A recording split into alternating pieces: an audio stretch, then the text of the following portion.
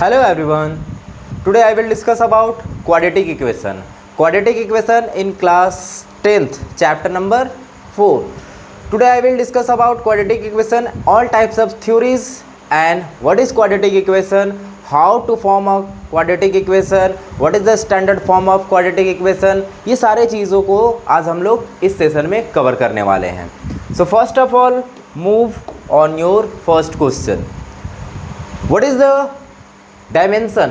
इस रेक्टेंगल का डायमेंशन क्या होगा वो आपको बताना है. हमारे पास जो कंडीशन दिया हुआ है वो क्या क्या है.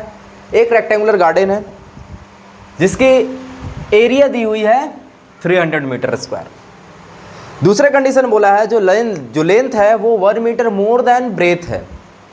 2 times breath 1 more than, 2 times तो है ही है प्लस 1 और ज़्यादा है. दैट मीन्स हमारा जो ब्रेथ तो हमारा b हो जाएगा, लेंथ जो हो जाएगा वो 2 टाइम्स हो जाएगा प्लस 1 मोर देन. और इस कंडीशन में हम लेंथ और ब्रेथ को एक तरह से आइडेंटिफाई कर पाए हैं. अब इस कंडीशन को फॉलो करके हम लेंथ और ब्रेथ को फाइंड आउट कर पाते हैं. दैट मीन्स आज हम लोग इस चैप्टर में यही सब चीज़ें सीखने वाले हैं कि कैसे इस इक्वेशन को फॉर्म करके और फिर हम लोग वैल्यू को फाइंड आउट कर पाते हैं. नाउ नेक्स्ट, इस चैप्टर में हम लोग पढ़ने क्या वाले हैं, क्वाड्रेटिक इक्वेशन. आज जब इस सेशन को कंप्लीट कर लेंगे तो आप क्या क्या सीख के जाइएगा यहाँ से. What is quadratic equation, quadratic equation क्या है ये सीखिएगा. स्टैंडर्ड फॉर्म क्या होता है क्वाड्रेटिक इक्वेशन का ये सीखिएगा. रूट्स ऑफ एन इक्वेशन क्या होता है ये सीखेंगे. इसे सॉल्व करने का मेथड सीखेंगे और रियल लाइफ एप्लीकेशन भी आज हम लोग सीख के जाएंगे. तो बने रहिएगा सेशन में. सुनाओ first, linear versus quadratic. Linear क्या होता है और क्वाड्रेटिक क्या होता है. लीनियर आपको पढ़ना था क्लास 9th में और क्वाड्रेटिक पढ़ना है आपको क्लास 10th में. तो आप क्लास 9th में जब पढ़े होंगे तो लीनियर इक्वेशन आपने पढ़ा होगा, लीनियर पॉलिनोमियल. तो लीनियर पॉलिनोमियल में क्या होता है, जिसमें डिग्री 1 दिखाई देता है, इसमें हाईएस्ट पावर ऑफ डिग्री कितना है 1. दैट मीन्स ये हमारा कहलाएगा लीनियर इक्वेशन. और यही हमारा यदि पावर यहाँ पे 2 हो जाता है हाईएस्ट पावर, तो ये कैसा इक्वेशन कहलाता है, ये क्वाड्रेटिक इक्वेशन कहलाता है. दैट मीन्स कोई भी इक्वेशन में हाईएस्ट पावर ऑफ डिग्री जो होगा वो 2 है तो क्या कहलाएगा, वो हमारा क्वाड्रेटिक इक्वेशन कहलाएगा. और यदि हाईएस्ट पावर 1 है तो ये क्या कहलाएगा, वो हमारा कहलाएगा लीनियर पॉलिनोमियल्स कहलाएगा. आई होप आपको समझ में आया होगा कि ये क्वाड्रेटिक किसे बोला जाता है. तो इस तरह का जो भी इक्वेशन बना हुआ रहेगा वो हमारा क्वाड्रेटिक इक्वेशन कहलाएगा. अब बात आती है कि ये क्वाड्रेटिक इक्वेशन होता क्या है. चलिए इसे हम लोग देख लेते हैं. An equation of the form of, हमारा इक्वेशन किसके फॉर्म में रहेगा, तो ax² plus bx plus c, इस फॉर्म में यदि हमारा इक्वेशन दिखाई दे रहा है तो हम क्या बोलेंगे कि वो हमारा एक क्वाड्रेटिक इक्वेशन में है. That means ax² plus bx plus c. x² का कॉफिशिएंट a कहलाएगा, x का कॉफिशिएंट b कहलाएगा, c is the constant term, जिसमें a और b कभी भी हमारा 0 के इक्वल नहीं हो, सॉरी a हमारा कभी भी 0 के इक्वल नहीं हो सकता है, b 0 हो सकता है बट a कभी भी 0 नहीं हो सकता है. क्योंकि a 0 हो गया तो हमारा x² का टर्म जो है वो 0 बन जाएगा प्लस bx प्लस c. और इस कंडीशन में हमारे पास इक्वेशन हमारा जो बनेगा ये बनेगा. और इस कंडीशन को हम लोग बोलते थे, क्या बोलते थे, लीनियर इक्वेशन बोलते थे. तो ये तो लीनियर इक्वेशन बन जा रहा है. तो इस केस में हम क्वाड्रेटिक इक्वेशन नहीं बोल सकते हैं. ए बी सी जो है वो एक रियल नंबर में दिखाई देगा. जैसे कुछ एग्जाम्पल देख लीजिए. क्या ये हमारा क्वाड्रेटिक इक्वेशन कहलाएगा, जी हाँ कहलाएगा. क्या ये हमारा क्वाड्रेटिक इक्वेशन कहलाएगा, जी हाँ कहलाएगा. ये हमारा क्वाड्रेटिक इक्वेशन कहलाएगा, नहीं कहलाएगा, क्योंकि इसमें हाईएस्ट पावर देखा जाए, डिग्री देखा जाए तो इसमें 1 है. क्वाड्रेटिक इक्वेशन का कंडीशन मैंने क्या बताया स्टार्टिंग में कि हाईएस्ट पावर कितना होना चाहिए, 2 होना चाहिए. दैट इज इसमें हाईएस्ट पावर 2 नहीं है, इसीलिए हम बोल सकते हैं कि ये हमारा क्वाड्रेटिक इक्वेशन नहीं है. So we can conclude that quadratic because the highest power is 2. हमारा highest power कितना होना चाहिए, 2 होना चाहिए. So इस कंडीशन को यदि फॉलो करेगा तब हम बोल सकते हैं कि वो क्वाड्रेटिक इक्वेशन हो सकता है. स्टैंडर्ड फॉर्म की बात की जाए तो मैंने अभी बतलाया स्टैंडर्ड फॉर्म जो होता है वो हमारा ax² plus bx plus c equal to 0, ये हमारा स्टैंडर्ड फॉर्म होता है। ये स्टैंडर्ड फॉर्म में कुछ टर्म्स याद रखिएगा। टर्म्स क्या होता है, जैसे a क्या है, कॉफिशिएंट ऑफ x² है, b क्या है, कॉफिशिएंट ऑफ x है, c क्या है, कांस्टेंट टर्म है। इस कंडीशन में a कभी भी आप जीरो नहीं कीजिएगा। यदि a हमारा जीरो हो जाता है तो वो हमारा क्वाड्रेटिक इक्वेशन बनेगा ही नहीं, वो लीनियर इक्वेशन बन जाता है। Every quadratic equation should be written है, जितने भी क्वाड्रेटिक इक्वेशन होते हैं उसे आप इस स्टैंडर्ड फॉर्म में लिख सकते हैं, तभी वो कहलाएगा हमारा क्वाड्रेटिक इक्वेशन।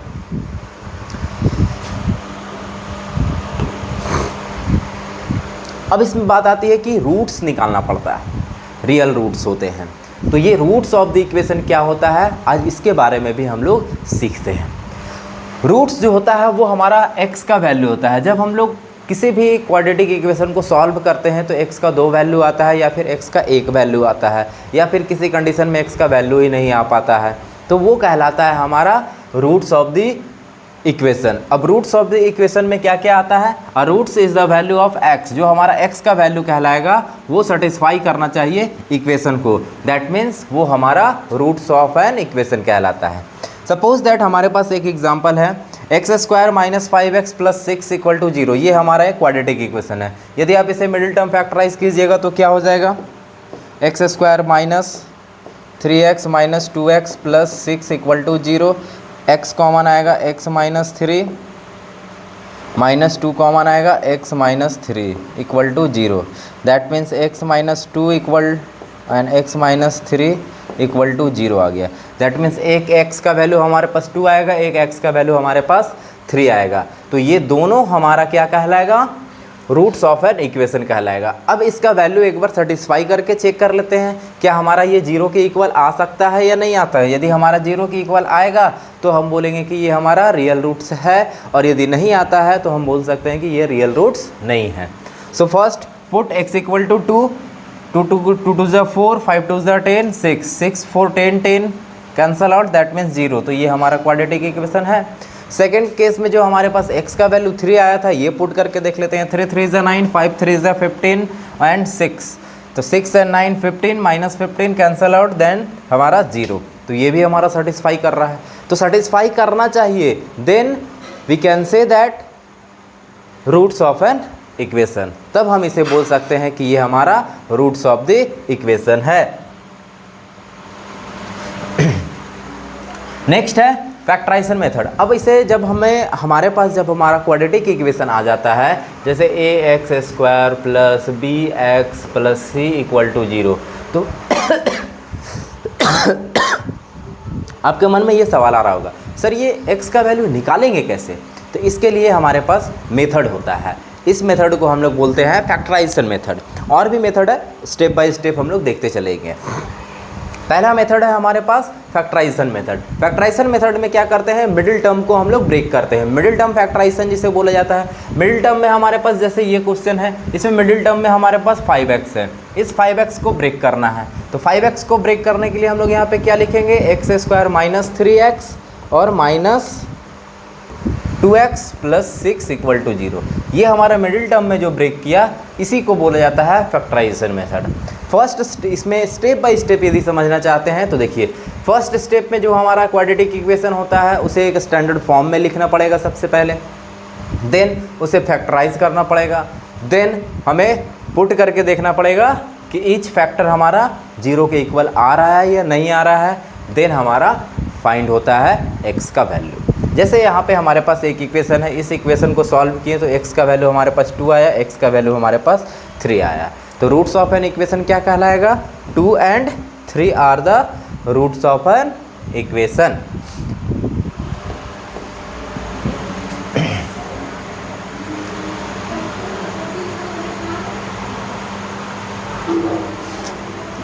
जैसे इस पे एक क्वेश्चन है हमारा ये x² minus 7x plus 12 equal to 0। अब इसे मिडिल टर्म फैक्टराइजेशन कैसे करेंगे, देखिए फर्स्ट एंड लास्ट नंबर को यदि मैं मल्टीप्लाई किया तो 12 1 जा 12। अब इस 12 को फैक्टराइज करेंगे तो ये हो जाएगा 6 2, ओके। और कुछ मल्टीप्लाई हो सकता है। यदि इसको मैं और कर दूं तो दूसरा मेथड, यदि मैं 12 को फैक्टर करूं तो 4 और 3, 4 3 इज 12 होता है। 4 3 को एडिशन करने पे हमारे पास 7x आता है। तो हम यहाँ पे बोल सकते हैं x square minus 4x minus 3x plus 12 equal to 0। यहाँ से x कॉमन आ जाएगा, बचेगा क्या हमारे पास x माइनस 4, और यहाँ पे माइनस 3 कॉमन आ जाएगा तो x minus 4 equal to 0। Then हमारे पास क्या हो गया, x माइनस 3 और x minus 4 equal to 0। x का वैल्यू यदि हम 0 से इक्वल करेंगे तो x माइनस 3 इक्वल टू 0, तो x इक्वल टू 3, और दूसरे कंडीशन में x minus 4 equal to 0, that means x equal to 4। ये हमारे पास दो वैल्यू आ गया है, that is called both are the roots of an equation. Factorization method में कुछ पॉइंट आपको समझना पड़ेगा। जैसे सबसे पहले आप इक्वेशन को स्टैंडर्ड फॉर्म में कन्वर्ट कीजिए। कभी कभी ये हमारा स्टैंडर्ड फॉर्म में नहीं मिलता है क्वेश्चंस, तो आप उसे काइंडली उसे स्टैंडर्ड फॉर्म में कन्वर्ट कर लिया कीजिएगा। दूसरा हमारे पास find two numbers whose product is 12 and sum is -7। हमने क्या ढूंढा, यहाँ का जो कॉफिशिएंट था 1 और ये था हमारा 12, ये दोनों को मल्टीप्लाई किया तो क्या मिला 12। ठीक है, 12 तो मिल गया, लेकिन इस दोनों का सम हमारे पास आना चाहिए। इसका जब फैक्टर करेंगे तो यहाँ पे देखिए, यदि इस तरह का फैक्टर निकाल रहा था तो 6 2 8 हो जा रहा था, या फिर 6 माइनस 2 कर रहे थे तो 4 आ जा रहा था।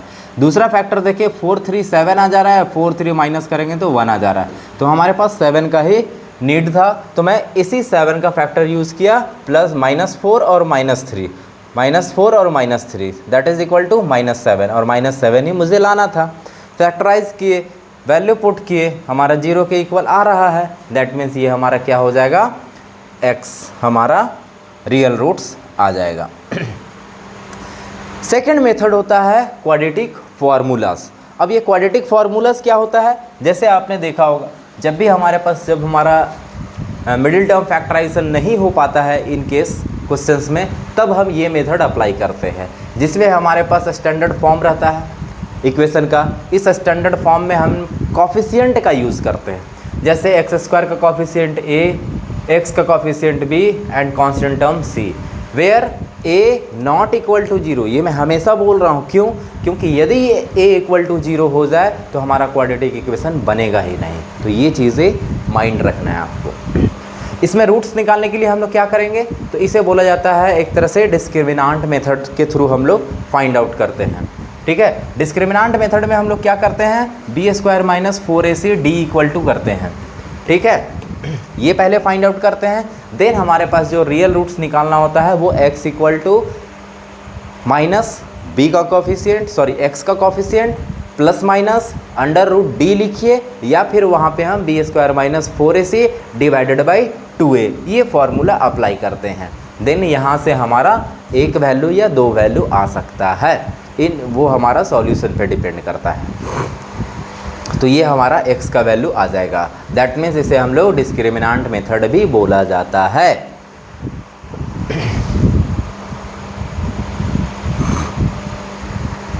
नेचर ऑफ रूट्स, ये भी क्वेश्चन में पूछा जाता है कि find out the nature of the roots. Nature of the roots क्या होता है, इसे हम लोग डिस्क्रिमिनांट मेथड से ही बता सकते हैं। डिस्क्रिमिनांट में मैंने अभी बताया आपको, d is equal to d for discriminant capital D से डिनोट किया जाएगा, d is equal to b² minus 4ac। d is the discriminant of the quadratic equation. इस क्वाड्रेटिक इक्वेशन का डिस्क्रिमिनांट जो होगा वो कैपिटल D से डिनोट किया जाता है। d, अब इसमें कंडीशन होती है, ठीक है, नेचर जो होगा वो d पे डिपेंड करेगा। कैसे कैसे डिपेंड करेगा, यदि हमारा d 0 से बड़ा है, फर्स्ट कंडीशन, यदि हमारा d जो है वो 0 से बड़ा है, तो हमारे पास दो डिस्टिंक्ट रूट आते हैं। जैसे अभी पिछले वाले एग्जाम्पल में आपने देखा था x equal to 2 and x equal to 3 था, ये हमारे पास 2 डिस्टिंक्ट रूट्स आ रहे थे। ठीक है, यहाँ तो समझ में आ गए। इन केस यदि हमारा डिस्क्रिमिनांट 0 हो जाए तो हमारे पास जो x का वैल्यू आएगा वो दोनों के दोनों इक्वल आएंगे, और इस कंडीशन में बोला जाता है equal roots. That means x equal to भी 2 आ जाएगा और एक और x इक्वल टू भी 2 आ जाएगा। तो इस कंडीशन में हमारे पास क्या हो जाएगा, इक्वल रूट्स हो जाएंगे। इन केस d जो है हमारा 0 से छोटा हो गया, दैट मीन्स नेगेटिव में यदि आपका डिस्क्रिमिनांट आ रहा है तो वहाँ पे बोला जाता है नो रियल रूट्स। वहाँ पे कोई रियल रूट्स होते ही नहीं हैं। ठीक है, तो ये चीज़ें आप याद रखिएगा। नेचर ऑफ रूट्स ये क्वेश्चंस में आते हैं, तो ये आपको बताना पड़ता है। Discriminant tell us the about the nature of the roots without solving the equation. हम बिना इक्वेशन को सॉल्व किए हुए डिस्क्रिमिनेंट मेथड का अप्लाई करके हम इस इक्वेशन का रूट्स, नेचर ऑफ रूट्स हम बता सकते हैं, जो कि हमें क्वेश्चंस में आता है। ये वेरी वेरी इंपॉर्टेंट है, ये हर एक बोर्ड एग्ज़ाम में पूछा जाता है क्वेश्चंस। आप हमेशा देखिएगा, क्वेश्चन बैंक उठा लीजिएगा, उसमें देखिएगा कि ये 3 नंबर का क्वेश्चन में आता है, जिसमें आपको इक्वेशन भी निकालना है, सॉल्व करना है, एक्स का वैल्यू भी फाइंड आउट करना है, देन आपको बताना है कि वो नेचर कैसा है रूट्स का।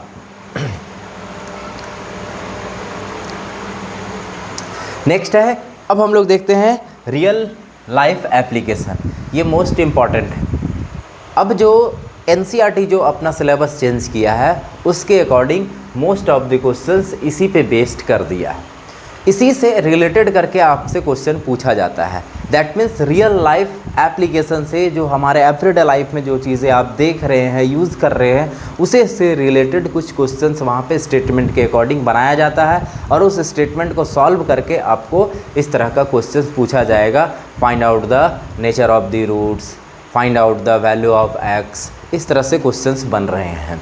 अब पीवाईक्यू भी आप उठा लीजिएगा, तो उसमें भी देखिएगा जो case study, case based questions आते हैं, उसमें भी इस तरह का क्वेश्चंस आपको मिलते हैं। तो हम लोग, हमारे पास जो है एक गार्डन है, इस गार्डन का जो एरिया है वो 300 मीटर स्क्वायर है। ठीक है, इसमें कंडीशन दिया हुआ है कि जो हमारा लेंथ है वो ब्रेथ से 1 ज़्यादा है और ब्रेथ से 2 टाइम्स भी है। ठीक है, 2 टाइम्स एंड 1 मोर देन। तो हमारा ब्रेथ यदि हम x लेते हैं तो हमारा लेंथ क्या हो जाएगा, 2 times breath and 1 more than, एक और ज़्यादा कर दिए। अब हमारे पास जो इक्वेशन बना वो कैसा बना, जब हमारे पास एरिया इक्वल टू फॉर्मूला क्या होता है, लेंथ इनटू ब्रेथ। तो लेंथ इनटू ब्रेथ, ये हो गया हमारे पास लेंथ, ये हो गया ब्रेथ, दोनों को मल्टीप्लाई किया, दोनों का इक्वल टू 300। इसको जब मल्टीप्लाई करूँगा तो 2x square plus x equal to 300, 300 को इधर लाऊंगा तो -300। दैट इज़ द, ये हमारा स्टैंडर्ड फॉर्म में आ चुका है क्वाड्रेटिक इक्वेशन का। तो इसी तरह से क्वाड्रेटिक इक्वेशन हेल्प क्या करता है, एरिया रिलेटेड प्रॉब्लम्स में हेल्प करता है, स्पीड प्रॉब्लम्स में हम लोग देखते हैं, एज प्रॉब्लम्स में हम लोग देखते हैं। है इस तरह का क्वेश्चन एक्सरसाइज में आपने देखा होगा, वर्ड प्रॉब्लम जब आप उठाएंगे क्वेश्चंस, तो वहाँ पे इसी टाइप्स का क्वेश्चंस आपको दिखता है वहाँ पे, जिसमें हमने देखा है एरिया निकालना, एरिया रिलेटेड कुछ क्वेश्चंस रहते हैं, कुछ स्पीड रिलेटेड क्वेश्चंस होते हैं। एक गाड़ी जा रही है भाई, इतने घंटे में वो जा रही थी, लेकिन वो यदि स्पीड अपना बढ़ा दी तो आधे घंटे पहले पहुंच गई या 2 घंटा पहले पहुंच गई। तो इस तरह से रिलेटेड जो क्वेश्चंस होते हैं वो आपका रियल लाइफ क्वेश्चंस ही होता है। एज रिलेटेड क्वेश्चन है, जैसे मैं आज प्रेजेंट एज में, मेरा एज मान के रखिए कुछ भी है, और मेरे फादर का एज जो है वो मेरे से 2 टाइम्स है अभी प्रेजेंट एज में, बट इससे बोला जाए तो 10 ईयर्स पीछे चले जाएँ तो मेरे एज पापा का एज से 3 गुना हो गया है। फिर अभी प्रेजेंट एज से मैं आगे जाऊं 10 साल, तो उसमें बताया जाता है कि मेरा एज मेरे फादर के एज से 3 टाइम्स या 4 टाइम्स हो जा रहा है। तो इस तरह से रिलेटेड क्वेश्चंस जो होते हैं वो आपको दिखाई देते हैं real life application based questions में। थिंक फास्ट, थोड़ा अपना इस ब्रेन पे थोड़ा प्रेशर डालिएगा। आइडेंटिफाई द क्वाड्रेटिक इक्वेशन, आपको पहचान करनी है कि कौन कौन सा क्वाड्रेटिक इक्वेशन है। देखिए ये क्वाड्रेटिक इक्वेशन है, पहचानिए, यस और नो सिर्फ आपको बताना है। तो आपको मैं बतलाया था कि ढूंढने के लिए सबसे बेस्ट मेथड क्या है, आपको हाईएस्ट पावर 2 ढूंढना है। देखिए तो इसमें हाईएस्ट पावर 2 है, हाँ सर है सर, तो आप यहाँ पे क्या बोलिएगा, यस है। इसमें देखिए तो हाईएस्ट पावर 2 है, तो बोलिएगा सर इसमें तो नहीं है, तो आप इसमें क्या बोलिएगा, ये क्वाड्रेटिक इक्वेशन है, नहीं है सर। इसमें देखिए हाईएस्ट पावर कितना 2 दिखाई दे रहा है, बोलिएगा सर यस सर दिखाई तो दे रहा है, तो बस इसमें यस लिख दीजिएगा, हो जाएगा। इसमें आप क्या बता सकते हैं, क्वाड्रेटिक इक्वेशन है तो सर ढूंढेंगे हम लोग क्या, तो हाईएस्ट पावर 2 ढूंढेंगे। इसमें हाईएस्ट पावर 2 दिखाई दे रहा है, जी सर भाई ये 2 नहीं है ये 3 है, तो हम यहाँ पे क्या लिखेंगे, नो लिखेंगे। दैट मीन्स अब तो आप आइडेंटिफाई करने के लिए तो समझ गए होंगे कि क्वाड्रेटिक इक्वेशन कैसे पहचान किया जा सकता है।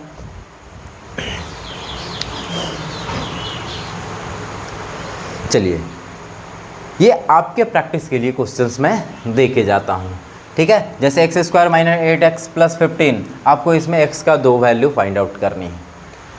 X square plus 7x plus 12, इसमें भी आपको 2x का वैल्यू निकालना है। 2x square minus plus 5x plus 2 equal to 0, आपको भी इसमें x का वैल्यू निकालना है। तो आप ये होमवर्क आपके लिए रह जाएगा, ये क्वेश्चंस आप सॉल्व कीजिएगा। देर मैं नेक्स्ट वीडियो में फिर मिलूँगा, जिसमें हमारा सेशन होगा एक्सरसाइज 4.1 मैं सॉल्व करूँगा। एक्सरसाइज वाइज मैं वीडियो बनाऊँगा जिससे आपको हेल्प हो सके। नाउ याद रखने वाली बातें कुछ हम लोग को चाहिए, क्योंकि भाई कुछ कुछ चीज़ें तो याद रखना पड़ता है, मेमोराइज़ करके रखना पड़ता है, जो कि हमें हेल्प करता है क्वेश्चन सॉल्व करने में या फिर उस टॉपिक को समझने के लिए। तो क्या क्या बातें याद रखना है जो कि हमारे एग्ज़ाम के लिए हेल्पफुल हो सके। तो आपको जब भी क्वाड्रेटिक इक्वेशन आती है तो आपको देखना है कि हाईएस्ट पावर जो है वो 2 होना चाहिए। दैट मीन्स एक्स स्क्वायर होना ही चाहिए, क्यूब वगैरह नहीं होना चाहिए, हाईएस्ट पावर 2 होना चाहिए। सेकेंड थिंग्स, ए कभी भी 0 के इक्वल नहीं होना चाहिए। यदि ए हमारा 0 के इक्वल हो जाता है तो हम ये बोल ही नहीं सकते हैं कि वो क्वाड्रेटिक इक्वेशन है। Next things, always right in the standard form. जब भी हमारा इक्वेशन यदि उलझा हुआ दिखाई दे रहा है, जैसे इस तरह का भी क्वेश्चन होता है, तो ये हमारा अभी क्वाड्रेटिक इक्वेशन में नहीं है, लेकिन जब इसे सॉल्व करेंगे तब ये हमारा क्वाड्रेटिक इक्वेशन में कन्वर्ट हो जाएगा और तब हम जाके उस क्वेश्चंस को आगे प्रोसीड कर सकते हैं, बना सकते हैं। बट इस कंडीशन में आप नहीं बोल सकते हैं कि ये क्वाड्रेटिक इक्वेशन के फॉर्म में है, तो इसे पहले कन्वर्ट करना पड़ेगा। देन सिंपल सी बात है, ये एलसीएम ले लेना है, एलसीएम लेके क्रॉस मल्टीप्लाई करना है, क्रॉस मल्टीप्लाई करके आपको वन साइडेड कर देना है इक्वल टू 0, आपका वो क्वाड्रेटिक इक्वेशन के फॉर्म में आ जाएगा। चेक करना है एवरी रूट्स कि वो हमारा रियल रूट्स है, डिस्टिंक्ट रूट है या नो रूट है, नो रियल रूट है, ये भी चेक करना पड़ता है। Next, learn the quadratic formula by heart. भाई अब दिल से आप उसको याद कर लीजिए। पहला तो ये डिस्क्रिमिनेंट मेथड वाला है, दूसरा जो हम लोग फैक्टराइजेशन मेथड से सॉल्व करते हैं, ये दोनों मेथड आपको लर्न रखना है। चाहे आप जैसे भी याद रखना चाहते हैं लर्न करके रखिए, तभी ये क्वेश्चन बन पाएगा, अदरवाइज आप क्वेश्चन नहीं बना पाइएगा। हम लोग इस चैप्टर में जो इंट्रोडक्शन क्लासेस आज मैं कवर किया हूँ, इस चैप्टर का समराइज़ यदि करना चाहता हूँ या फिर आप क्या क्या सीखे हैं वो यदि आप अपने आप को भी ऑब्जर्व करना चाहते हैं तो यहाँ से देखते हैं। हमने क्वाड्रेटिक इक्वेशन सीखा जिसमें a x square plus b x plus c था। इसके बाद देखा कि हमारे पास जो a x square plus b x plus c के फॉर्म में आ रहा है तो वो हमारा क्या होगा, एक स्टैंडर्ड फॉर्म होगा। ये चीज़ भी सीख गए। इसके बाद हमने देखा रूट्स निकालने के लिए, जिसमें हमारे पास सॉल्यूशन आता था x का वैल्यू। x का जो वैल्यू आता था वो 2 वैल्यू आता था, किसी किसी में एक ही आ सकता है, वो डिपेंड करता है इक्वेशन पे। इस इक्वेशन को सॉल्व करने के लिए हमने 2 मेथड सीखा। पहला मेथड सीखा फैक्टराइजेशन मेथड, जिसमें हमारे पास फैक्टराइज मिडिल टर्म को फैक्टराइज करना होता है। सेकेंड मेथड हमने सीखा डिस्क्रिमिनेंट मेथड। डिस्क्रिमिनेंट मेथड के थ्रू हमने बनाना सीखा और डिस्क्रिमिनेंट का फॉर्मूला सीखा हमने। तो ये सब चीज़ें हम लोग इस चैप्टर में कवर किए हैं। आई होप आप भी सीख गए होंगे।